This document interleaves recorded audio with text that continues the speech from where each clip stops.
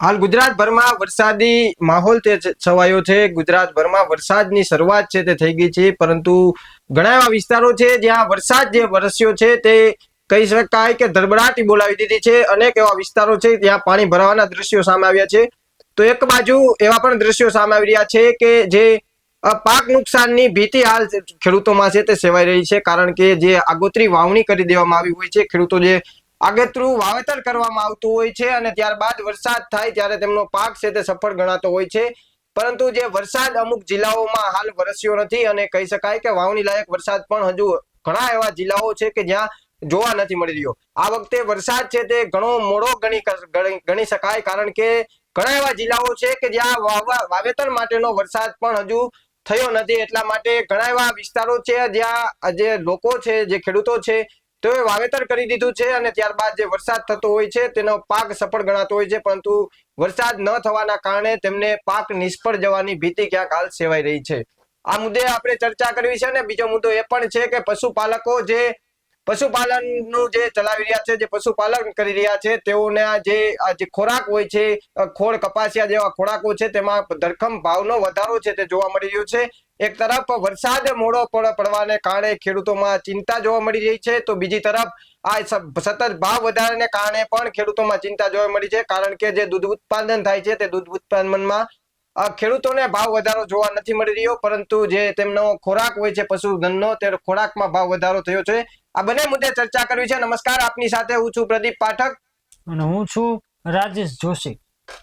આજે આજ વાત કરવી છે કે જે રીતે વરસાદી માહોલ તો ગુજરાતની અંદર જોવા મળી રહ્યો છે, અનેક જિલ્લાઓમાં ધોધમાર વરસાદ પડી રહ્યો છે, પરંતુ હજી ગુજરાતના અને સૌરાષ્ટ્રના અમુક જે જિલ્લાઓ છે તેમાં ક્યાંક ને ક્યાંક વરસાદે છે તે આવી અને બ્રેક લઈ લીધી છે અને આ બ્રેક છે તે વરસાદે લંબાવ્યું છે, તેને લઈને ખેડૂતોમાં ચિંતાનો માહોલ છે। અને ચિંતાનો માહોલ એટલા માટે છે કે જે લોકોએ આગોતરા વાવણા કરી દીધા છે, જે રીતે વાવણી અને મગફળીના ઓરવણા છે જે ખેડૂતોએ કરી દીધા છે, તે ખેડૂતોની અંદર હવે ક્યાંક ચિંતાનો માહોલ અને ભયની ભીતિ છે તે સેવાઈ રહી છે। કારણ કે જે રીતે ચોમાસું શરૂ થાય તે પહેલા, એટલે કે જે જેઠ મહિનો ગુજરાતી મહિના આધારિત જે જેઠ મહિનો ની શરૂઆત થતી હોય છે, ત્યારે ખેડૂતો છે તે પોતાના ખેતરો તૈયાર કરી અને આગોતરા વાવણા છે તે કરતા હોય છે।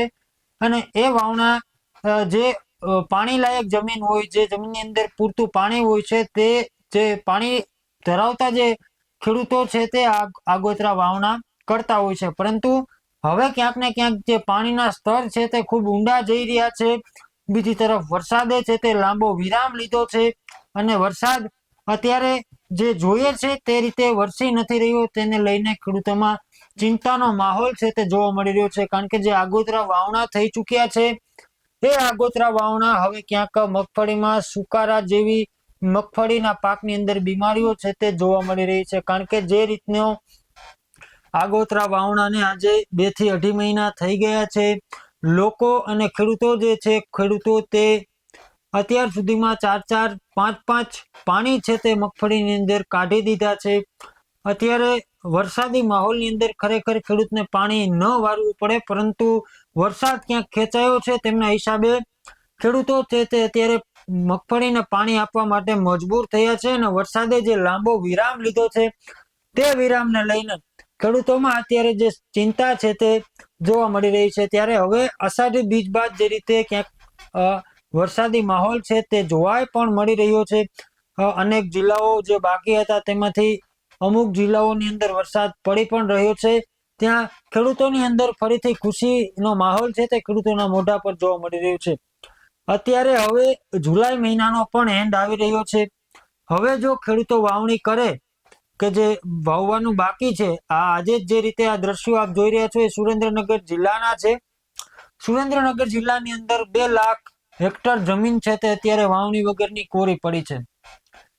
અત્યારનો સમય હવે વાવણી માટે નીકળી ચૂક્યો છે, એટલે કે ખેડૂતો હવે જો વાવણી કરે તો આગળના દિવસોમાં એને શિયાળુ પાક લેવા માટે ખૂબ જ જલ્દીથી આ ચોમાસુ પાક કાઢવો પડતો હોય છે, પરંતુ હવે એને શિયાળા પાક માટેની પણ તૈયારીના ભાગરૂપે હવે ખેડૂતો છે તે ક્યાંક ને ક્યાંક વાવણી માટે નથી જઈ રહ્યા, તો બીજા અન્ય પાકો છે તે લઈ રહ્યા છે કે જે ટૂંકા ટાઈમની અંદર નીકળી શકે।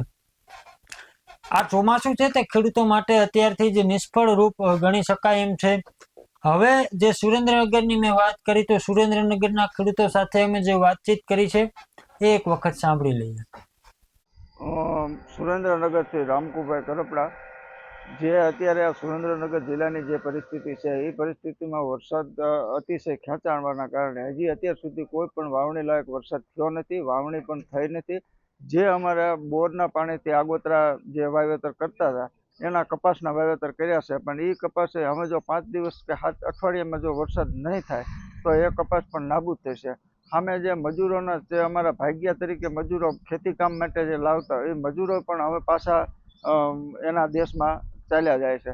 જે પરિસ્થિતિ અત્યારે જે ઉદ્ભવી છે એ વરસાદના કારણેથી ખેડૂતો મહા મુશ્કેલીમાં, એક તો આ દાણામાં જીવતો ખેડૂત, લોનું લઈ અને આ ખેતી કરતો ખેડૂત, જે ડીઝલના ભાવ વધારો, રાસાયણિક ખાતરોનો ભાવ વધારો, બિયારણનો ભાવ વધારો, આ બધાય ભાવ વધારો સામે ટકી રહેલો ખેડૂત અત્યારે આ વરસાદ ન થવાના કારણે થઈને અત્યારે આ ખેડૂતને જે કેડ ભાંગવાની છે એમાં ખેડૂત ઊભો થઈ શકે તેવી કોઈ પરિસ્થિતિ જણાતી નથી. જો અઠવાડિયામાં વરસાદ થાય તો ખેડૂતો હજી પણ ટકી શકે એવી સ્થિતિ છે, પણ વાવણી લાયક વરસાદ હજી અમારા સુરેન્દ્રનગર જિલ્લામાં થયો નથી અને વાવણી પણ થઈ નથી. જે જિલ્લામાં નર્મદાના પાણી તમે ગણો તો નર્મદાના પાણી 3 થી 4 તાલુકામાં આવે છે. કુલ 10 તાલુકા છે, એમાં 5 તાલુકામાં નર્મદાના પાણી મળે છે અને 5 તાલુકામાં ક્યાંય પણ નર્મદાનું પાણી મળતું નથી, બીજો કોઈ સ્ત્રોત જ નથી. ત્યારે આ વરસાદના ઉપર જ આ ખેતી નિર્ભર હોય ત્યારે આ મોટામાં મોટી અત્યારે આફત ખેડૂતો ઉપર આવી પડી છે. છે મૂળી તાલુકો, સડલા ગામ અને અરજીભાઈ મારું નામ. અને વરસાદ થતો નથી એટલે કંઈ હજી વાયુ નથી અને બહુ સ્થિતિ બહુ સારી છે નહીં.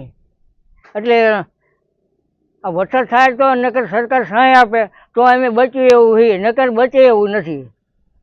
દાદા કેવી પરિસ્થિતિ છે? હાવ ખરાબ. એટલે શું ભરમશો વાવતર, હવે તો ખાવાના વાંધા પડશે એવું લાગે છે. ખેતર કોરા પડ્યા, કોરા હુક્કા, હજી વાયુ નથી. નર્મદાનું પાણી આવે? ના, નથી આવતું. ના, ક્યાં આવે?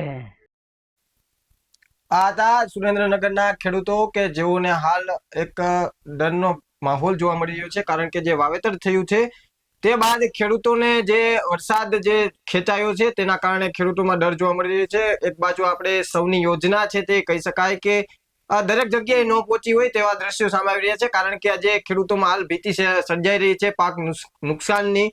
તે એટલા માટે સર્જાઈ રહી છે કારણ કે સૌની યોજના આપણે કહીએ છીએ, પરંતુ સુરેન્દ્રનગરના ઘણા એવા વિસ્તારો છે કે જ્યાં હજી સૌની યોજનાનું જે પહોંચી નથી, તેના કારણે ખેડૂતોમાં આજે પાક નિષ્ફળ જવાની ચિંતા છે તે જોવા મળી રહી છે. આપણે વાત કરીએ છીએ કે જે યોજના બહાર પાડવામાં આવી છે, ઘણા એવા વિસ્તારો હજી યોજનાથી અભાવ હોય તેવું લાગી રહ્યું છે અને ખેડૂતોએ જે આ પાક જે બિયારણ મોંઘુદાટ બિયારણ લીધું હોય છે તે બિયારણ તેમનું નિષ્ફળ ન થાય તેના માટે ખેડૂતો હાલ પ્રયત્ન કરતા હોય છે, પરંતુ તેમની પાસે પણ કોઈ રસ્તો ન હોય છે.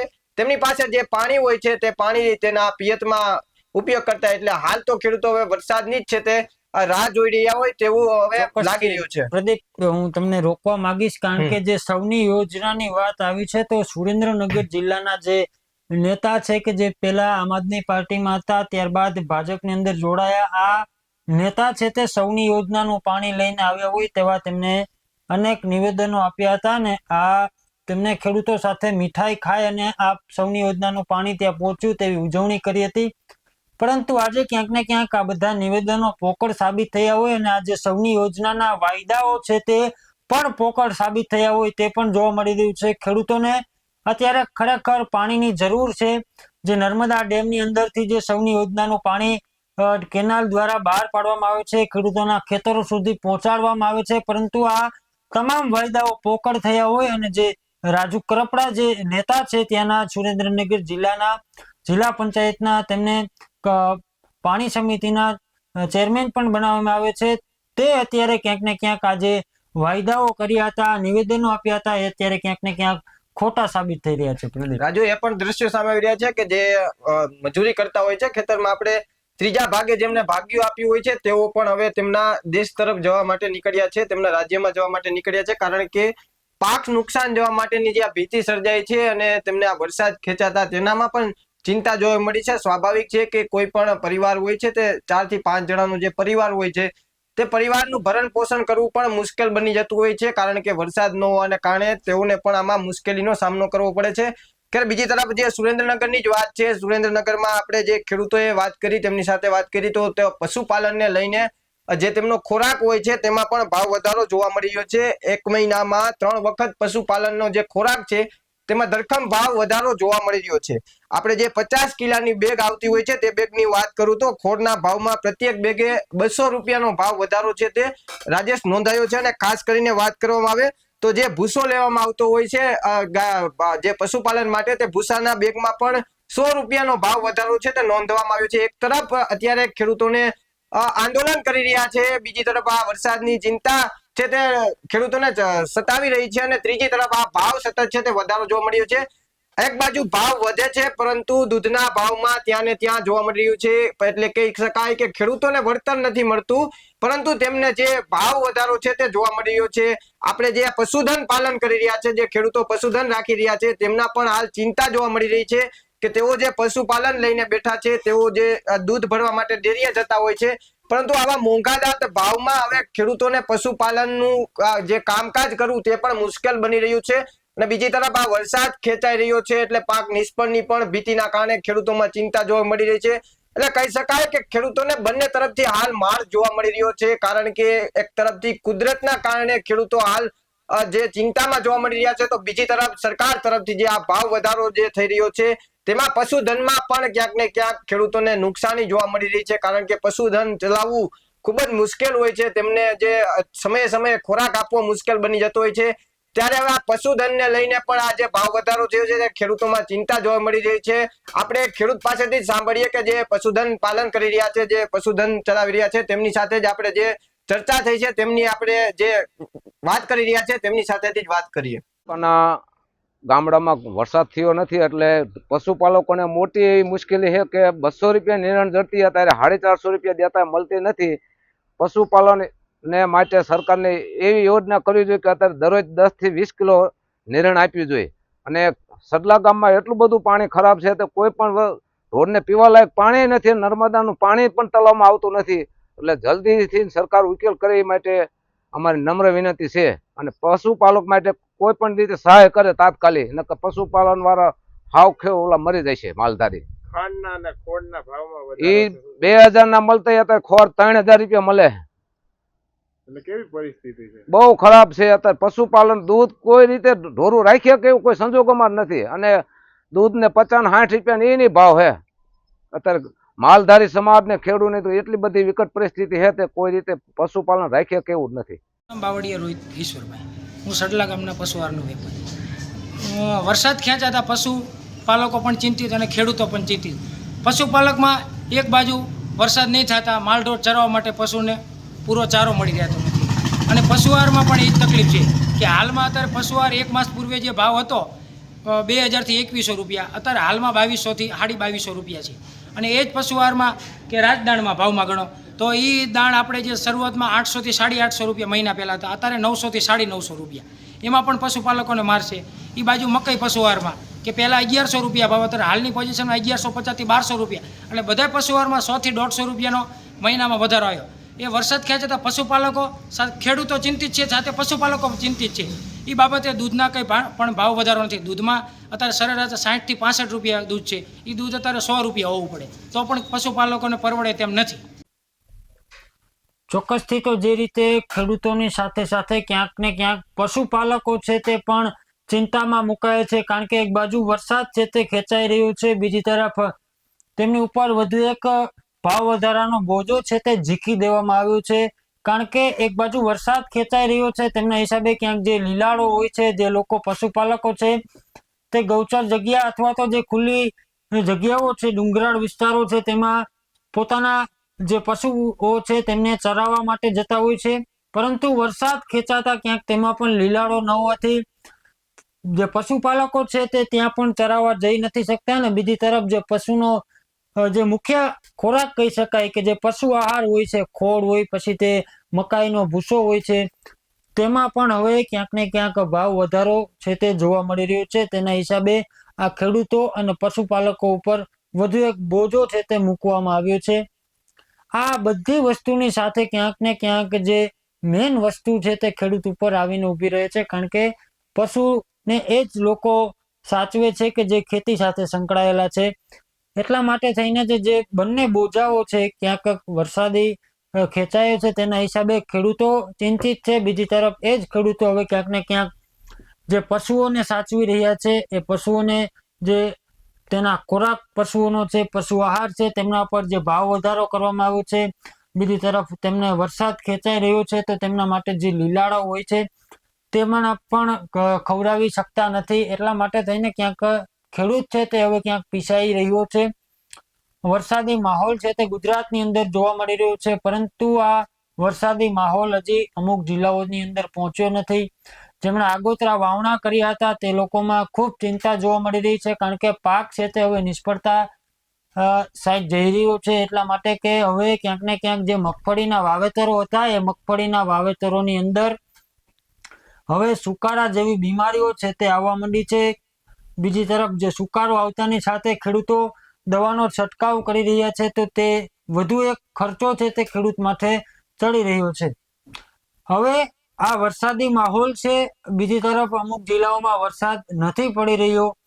કયા જિલ્લાઓમાં વરસાદ છે, તમારા જિલ્લામાં વરસાદ છે કે નહીં, અને જો તમારા જિલ્લામાં વરસાદ છે તો વાવણી થઈ છે કે નહીં, અને જો તમારા જિલ્લામાં વરસાદ નથી તો ત્યાં વાવણી લાયક વરસાદ હજી સુધી નથી પડ્યો. કેવો વરસાદ છે, વાવણી કેટલી થઈ છે, કેટલા ટકા ખેતરો ખાલી છે ને કેટલા ટકા ખેતરોમાં વાવેતર થયા છે, અમને કોમેન્ટ કરીને ચોક્કસથી જણાવજો. આવા જ વધુ અહેવાલો સાથે ફરી મળતા રહીશું. તમે અમારી યુટ્યુબ ચેનલને સબસ્ક્રાઇબ કરવાનું, ફેસબુક અને ઇન્સ્ટાગ્રામ પર અમને ફોલો કરવાનું ભૂલતા નહીં. બાકી અવનવી અપડેટ માટે આપ જોતા રહો BS19 ન્યૂઝ. નમસ્કાર.